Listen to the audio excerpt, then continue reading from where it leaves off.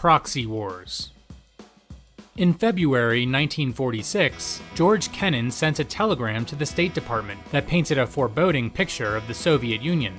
"We have here a political force," Kennan wrote, "committed fanatically to the belief that it is necessary that the internal harmony of American society be disrupted, our traditional way of life be destroyed, and the international authority of our state be broken."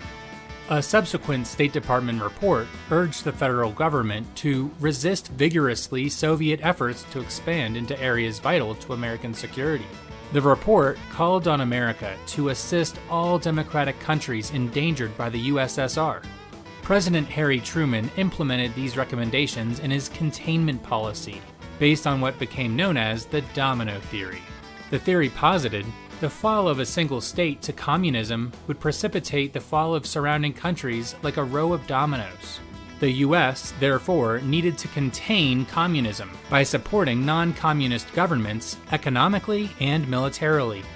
The contest between the American and Soviet empires is called the Cold War, because instead of fighting directly, the states waged proxy wars in other countries. The key battlegrounds were economically undeveloped regions, dubbed the Third World. The First World being Western democracies, and the Second World being communist dictatorships. The American and Soviet governments supplied weapons to opposing sides in Third World conflicts, vying to install puppet governments.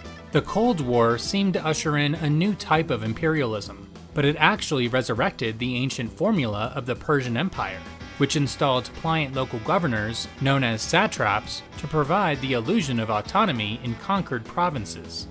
The newly established CIA orchestrated regime changes in dozens of countries, often installing brutal dictators such as the Shah of Iran and Mobutu Sese Seko in Zaire.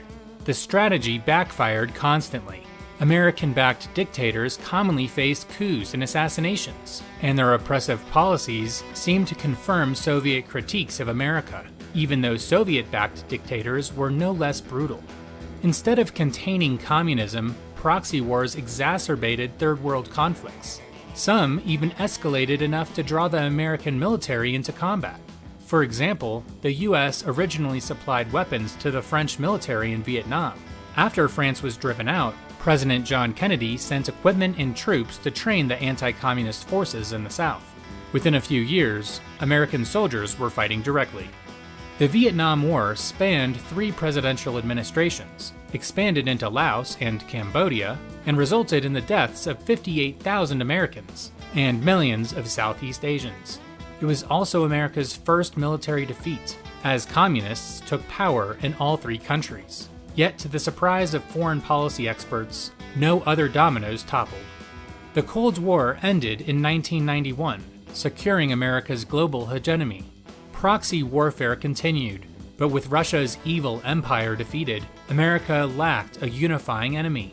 This changed in 2001, when George W. Bush declared war against terror.